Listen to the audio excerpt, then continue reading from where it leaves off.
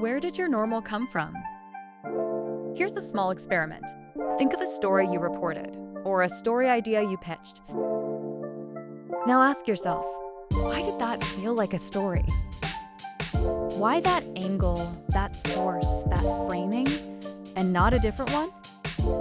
Most journalists can't fully answer that question.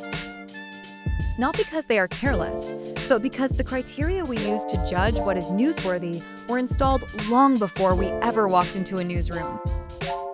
Studies show that when journalists encounter evidence that contradicts their existing frame, they tend not to revise the frame, but to discredit the source. A comparative study of Western and Russian press coverage of the Syrian chemical weapons attacks found the same pattern in every case. Each outlet's framing aligned with its home government's position, not because of explicit instructions, but because the reporter's sense of what the story was matched the world they came from. This is what a worldview template does.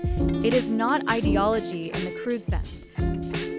It is the accumulated sense of what is normal, what is alarming, what requires explanation, and what does not.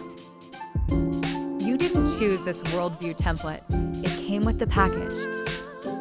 The question isn't whether you have one. The question is whether you know where yours came from. Thanks for watching.